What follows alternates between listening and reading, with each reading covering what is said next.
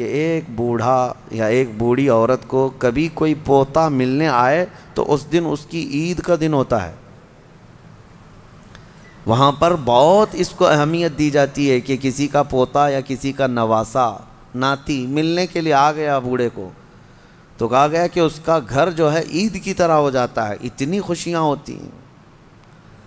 اس طرح سے اولاد کو دور کرنے کا نظام بنا کر وہ دنیا میں امن کی بھی بات کرتے ہیں. بہرحال یہ قیامت کی نشانیاں ہیں. حضور پاک صلی اللہ تعالیٰ علیہ وسلم نے اس شخص کے لیے ہلاکت کی دعا کی ہے. ممبر پر کھڑے ہو کر کے میرے آقا نے ہلاکت کی دعا کی ہے، مولا وہ شخص ہلاک ہو، برباد ہو جائے. حضرت جبرائیل امین نے دعا کی اور حضور نے آمین کہا. وہ شخص ہلاک و برباد ہو جائے جو اپنے ماں باپ کو پایا لیکن ان کی خدمت نہیں کر سکا، ان کی خدمت نہیں کر سکا اور ان کو راضی کر کے جنت نہیں حاصل کر سکا. ایسا شخص ہلاک و برباد ہو جائے. حضور نے آمین کہا. اس بات کو سمجھو. کتنی مائیں ہیں جو ہمارے پاس اپنے بچوں کے متعلق کہتی ہیں، کتنے باپ ایسے ہیں جو اپنے بچوں کے متعلق ہمارے پاس کہتے ہیں، اور کتنے تو ایسے ہیں جو یہ کہتے ہیں کاش میری اولاد نہ ہی ہوتی تو میں سکون سے ہوتا. تو تم ایسے تو نہ بن جاؤ کہ تمہارے والدین تمہارے پیدا ہونے پر بھی افسوس کرنے لگ جائیں. وہ زیادہ دن تک تمہارے ساتھ رہنے والے نہیں ہیں، کیا خبر. اس لیے کوشش یہ کرو کہ ان کا احترام کریں، جتنے دن ہیں ان کو سکون کی سانس لینے دو، اور ہو سکے تو اپنے ہاتھ سے ان کی خدمت کرو، اپنے ہاتھوں سے ان کی خدمت کرو، کیونکہ ان کی خدمت کا بدلہ تم دے ہی نہیں سکتے. جب تم ماں کے پیٹ میں 9 مہینے تھے، ایک جھٹکا جو تم نے لگایا، تم 7 بار اپنی ماں کو حج کرا کر کے بھی اس جھٹکے کا اجر نہیں دے سکتے، اس کا بدلہ نہیں چکا سکتے. تم اپنی ماں کو کندھے پر بٹھا کر حج بھی کرا لو 7 مرتبہ، تب بھی تم اس کا وہ حق نہیں ادا کر سکتے. بہت بڑا عظیم حق ہے. اور کتنے ہلکے میں دھڑلے سے نوجوان اپنی ماؤں کو گالیاں تک دیتے ہیں، نعوذ باللہ. اور فرمایا گیا کہ جب ماں باپ، ایک نشانی میں آپ کو بتا دوں آپ کی زندگی کی، سب کو بتا دیتا ہوں، اپنی اپنی زندگی میں اس کو جانچ لینا. ابھی کل ہی کی بات ہے، میرے سامنے ایک بات آئی تھی، تجربے کی ہے، اس لیے میں آپ کے سامنے کہہ رہا ہوں. اللہ ایسا ہرگز نہ ہونے دے ہمارے گھر میں جس دن ماں اور باپ بیٹے سے بات کرنے میں ڈرنے لگ جائیں کہ پتہ نہیں بیٹا ناراض نہ ہو جائے. فرمایا گیا اس دن اس کے رزق کے دروازے بند ہو چکے ہوں گے، اس کی برکت کے دروازے ختم ہو چکے ہیں. ماں باپ جب بچے سے ڈرنے لگ جائیں کہ کچھ کہوں گا تو بیٹا روٹھ نہ جائے، الٹا جواب دے دے گا، رس کر کے روٹ کر کے گھر چھوڑ کر بھاگ جائے گا. یہ سب حالات سے جب ماں باپ تم سے بات کرنے میں ڈرنے لگ جائیں، ڈانٹنا تو وہ بہت پہلے ہی چھوڑ چکے ہیں، اب بات کرنے میں بھی ڈرنے لگ جاتے ہیں جب بچہ جوان ہوتا ہے. اصل خدمت اور اصل فرمانبرداری یہی ہے کہ تم جوان اور طاقتور ہو اور وہ بوڑھے ہو چکے ہیں. اور جب ماں باپ جوان رہتے ہیں اور بچہ چھوٹا ہوتا ہے سب ادب کرتے ہیں، کیونکہ اس وقت ماں باپ طاقتور ہیں، کما بھی رہے ہیں، اور بچے کے اندر طاقت نہیں، وہ عزت ہی کرتا ہے، احترام کرتا ہے. اصل عزت اور احترام اس وقت ہے جب تم کما رہے ہو، طاقتور ہو گئے ہو اور ماں باپ بوڑھے ہو چکے ہیں. اب دیکھا جائے گا تمہارا امتحان کہ تم اپنے ماں باپ کے ساتھ اب کس طرح سلوک کرتے ہو. اللہ کریم ہم سب کو والدین کی فرما برداری عطا فرمائے، اور جن کے والدین موجود ہیں وہ خدمت کر کے وہ جنت حاصل کریں. قرآن پاک کی ایک آیت اللہ تعالیٰ نے یہ بھی فرمایا، وَلَا تَمْشِ فِي الْأَرْضِ مَرْحًا، زمین میں اکڑ کر مت چلو، إِنَّكَ لَن تَخْرِقَ الْأَرْضَ وَلَن تَبْلُغَ الْجِبَالَ طُولًا، تمہارے اکڑ کر کے چلنے سے نہ زمین پھٹے گی نہ تم یعنی پہاڑوں کے برابر بلند ہو سکو گے. تم ذرا دیکھو تمہاری حیثیت کتنی ہے. جو لوگ اکڑ کر کے گردن اونچی کر کے چلتے ہیں ان کے لیے کہا گیا ہے کہ غرور اور گھمنڈ آدمی کو ڈبو دیتا ہے، اور یہی غرور دنیا کا سب سے پہلا گناہ ہے جو شیطان کے اندر آیا. اس نے آدم علیہ السلام کو سجدہ جو نہ کیا وہ اکڑ ہی تو تھی، میں کیوں جھکوں اس کے سامنے. اور یہ اکڑ اللہ کو بالکل پسند نہیں. حدیث پاک میں ہے قیامت کے دن جو غرور اور تکبر کرتے تھے ان کو چونٹیوں کی طرح بنایا جائے گا، اور پورے اہل محشر سے کہا جائے گا ان کو اپنے پیروں سے روندو. غرور اور تکبر نہ آنے کے لیے جو علاج ہے اس میں کوشش یہ کرو کہ سلام میں تم پہل کرو. مسلمان کو دیکھو تو پہلے سلام کرو. عاجزی آنے کا ایک راستہ ہے، غرور اور تکبر کو ختم کرنے کا ایک ذریعہ ہے. میرے آقا صلی اللہ علیہ وسلم نے فرمایا سلام کرو ہر ایک کو. اور دوسری بات یہ ہے کہ نبی پاک صلی اللہ تعالیٰ علیہ وسلم نے یہ فرمایا کہ جو شخص یہ خواہش کرتا ہے کہ لوگ اس کے لیے کھڑے رہیں، جو خواہش کرتا ہے تو اس کے اندر یہ تکبر ہے. جو شخص یہ خواہش کرتا ہے کہ لوگ اس کے عزت کے لیے کھڑے رہیں، وہ اس کے اندر غرور ہے، تکبر ہے. ہاں بغیر اس کی خواہش کے کوئی تعظیم کرتا ہے تو یہ اس پر قصور نہیں ہے. علماء کرام کا، اساتذہ کا، مشائخ کا ہم ادب کرتے ہیں، کھڑے ہوتے ہیں، لیکن ان کے حکم سے نہیں ہے، یہ ہم اپنی عاجزی کے ساتھ کھڑے ہوتے ہیں. یہ ادب ہر ایک کے دل میں ہے. ماں باپ آئے ہیں تو ہم کھڑے ہو جاتے ہیں. ماں باپ کے لیے کھڑا ہونا، مشائخ کے لیے کھڑا ہونا، یہ ایک مستحسن کام ہے.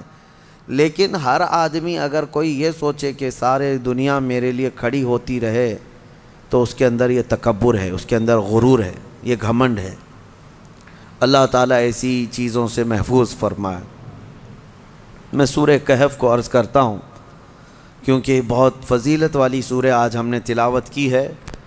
بالکل بیچوں بیچ میں یہ سورہ آئی ہے قرآن پاک کے، سورۃ الکہف.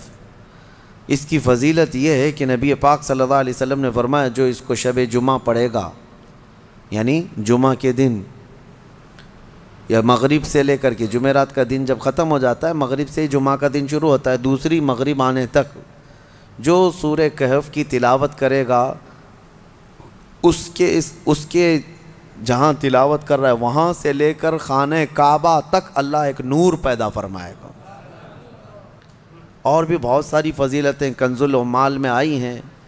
فرمایا کہ جو سورہ کہف پڑھے گا اللہ اسے 3 دن تک ہر طرح کے گناہوں سے بچا لے گا اور پھر کنٹینیو کرتا رہے.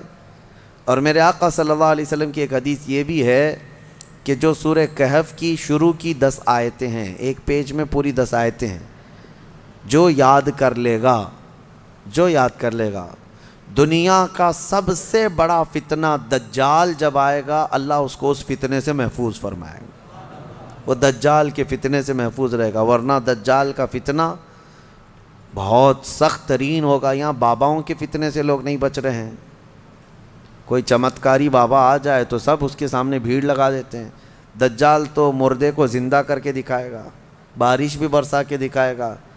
ہاں دجال خالی چٹی نکال کے نہیں دکھائے گا، ہاں وہ گھاس بھی اگا کر دکھائے گا، سبزے بھی نکالے گا، بہت ساری چیزیں ایسے عجوبے کر کے دکھائے گا. لیکن بہت لوگ اس کے پیچھے اندھا دھند بھاگنے لگ جائیں گے کہ ہمارا خدا اتر پڑا.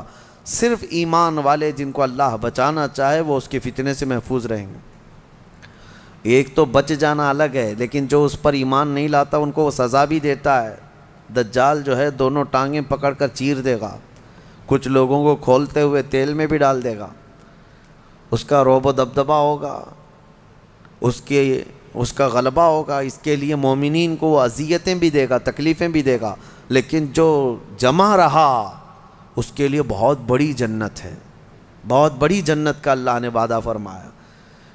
لہٰذا اس فتنے سے حفاظت کے لیے حدیث میں ملتا ہے کہ جو سورہ کہف کی 10 آیتیں روزانہ رات کو پڑھ لیا کرے اللہ تعالیٰ اس کو دجال کے فتنے سے محفوظ فرماتا ہے.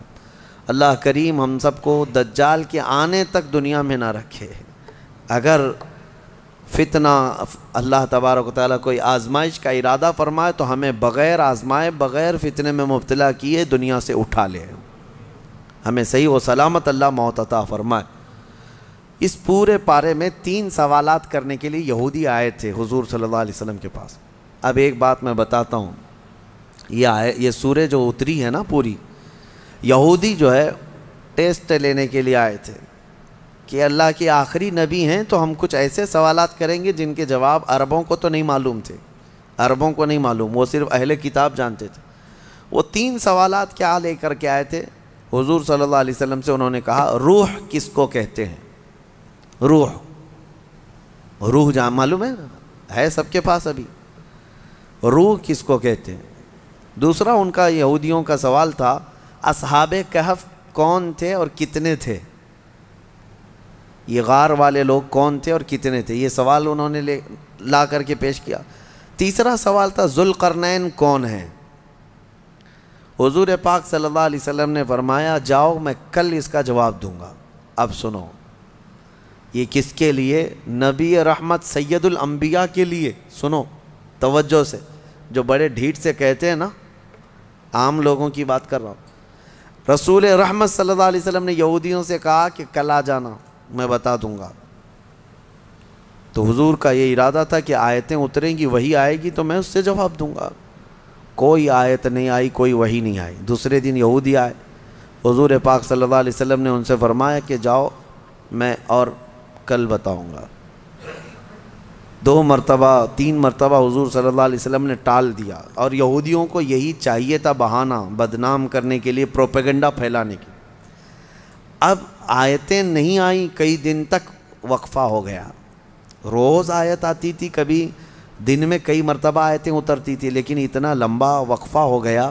حضور اکرم صلی اللہ علیہ وسلم کے قلب اطہر پر یہ بات بہت گراں گزر رہی تھی کہ کیا ہو گیا. تب پھر اللہ تعالیٰ نے یہ سورہ تو اتاری، سورہ کہف، لیکن اس میں یہ فرمایا وَلَا تَقُولَنَّ لِشَيْءٍ إِنِّي فَاعِلٌ ذَلِكَ غَدًا. اے محبوب ہرگز ہرگز یہ مت کہنا کہ کل میں یہ کر دوں گا. یہ اللہ تعالیٰ کو پسند نہیں ہے. اپنے رسول کو اللہ تعالیٰ فرما رہا ہے ہرگز یہ مت کہنا کہ کل میں یہ کر دوں گا. إِلَّا أَن يَشَاءَ اللَّهُ. جب بھی کہنا تو یوں کہنا اگر اللہ چاہے تو کروں گا. یہی ہے انشاءاللہ. انشاءاللہ جو ہم کہتے ہیں بعض لوگوں کو شک لگنے لگتا ہے. ارے پکا بولو نا. انشاءاللہ ہر پکی بات پہ بھی بولا جائے. ہاں یہاں ہمارے ہاں اس طرح کا رواج ہے. شروع میں ایسا تھا، ہم جو ہے مصر میں بس جا رہی تھی ہمارے جہاں جانا ہے کالج کلیہ پہ، نمبر بھی وہی ہے بس کا، لیکن شک ہو رہا تھا. تو بس کے ڈرائیور سے ہم نے پوچھا کہ یہ کلیہ جائے گی، مدینہ نصر جائے گی؟ اس نے کہا انشاءاللہ. تو منہ دیکھتے کھڑے رہ گئے. پھر سے اس سے پوچھا کہ جائے گی وہاں پہ جائے گی؟ اس نے کہا انشاءاللہ. بیٹھو. یہ انشاءاللہ وہ یقین کے لیے بول رہے ہیں، لیکن جو کھڑے ہیں ان کو ایسا لگ رہا ہے پتہ نہیں یہ پکا ہے بھی کہ نہیں ہے. نعوذ باللہ. یہاں لوگوں نے بھی جو ہے اس طرح سے بنا لیا ہے کہ اگر ان کو ایسا لگتا ہے کہ ڈاواں ڈول ہے تو ہم یہ بول کے نکل جائیں. ٹھیک ہے، اگر آپ کو کسی معاملے میں شک ہے تب بھی کہو انشاءاللہ، لیکن جس معاملے میں یقین ہے اس میں بھی کہو انشاءاللہ. یقین ہے اس میں بھی کہو انشاءاللہ. اب آپ کو اس مجلس میں بیٹھے ہیں، آپ گھر جانا ہے نا آپ سب کو، جبکہ پکا معلوم ہے ابھی اٹھیں گے، اب جائیں گے اب سب لوگ، لیکن آپ کو کہنا کیا چاہیے؟ انشاءاللہ. اگر اللہ چاہے تو میں جاؤں گا، ورنہ ہمیں پتہ نہیں دروازے کے باہر نکلنے سے پہلے بھی موت آ سکتی. انشاءاللہ کی عادت ہو. اور اللہ نے اپنے رسول کو تنبیہ فرمائی ہے کہ آپ ایسا نہ کہیں کہ کل میں بتا دوں گا، بلکہ یوں کہیں کہ اگر اللہ چاہے تو. اگر اللہ چاہے تو. یہاں لوگوں میں یہ رواج قائم ہو، ہر ایک آدمی یقین والے معاملے میں بھی کیا کہے؟ انشاءاللہ. اللہ تعالیٰ چاہے تو میں ہی کروں گا. ہمارے استاد ایک کہتے تھے، ایک آدمی گھوڑا خریدنے کے لیے آیا، پیسے تھے اس کے پاس 50,000 روپے. امام صاحب کے پاس آیا، کہا کہاں جا رہے ہو؟ کہا گھوڑا خریدنے جا رہا ہوں.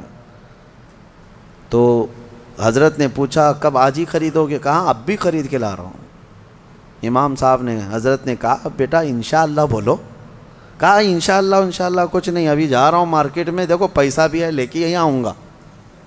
یہ یہاں کا رواج ہے، یعنی انشاءاللہ وغیرہ کی ضرورت نہیں ہے، ابھی جا رہا ہوں پکا ہے لے کے ہی آؤں گا. انہوں نے کہا پھر بھی بولو. کہا نہیں اس کی کیا ضرورت ہے. گیا وہ گھوڑا خریدنے کے لیے مارکیٹ میں گیا تھا، اس سے پہلے کھانے کے لیے کسی ہوٹل میں گیا، کھانا کھایا، خوب بریانی وغیرہ ساری چیزیں. کسی نے اس کے پاس پیسے مار لیے، پوری پاکٹ کاٹ لیا، پورے جتنے پیسے تھے. اب اس کے بعد اٹھا، اس کے پاس بل دینے کے لیے بھی پیسے نہیں تھے. تو ہوٹل والوں نے کہا کہ یہ تو چور چکا دکھ رہا ہے, اتنا سب کھا لیا اور بل دینے کے لیے برسوں پہلے کی بات ہے. اس کو وہیں پر لگا دیا اور کہا کہ پورے برتن دھل کے جائے یہاں سے.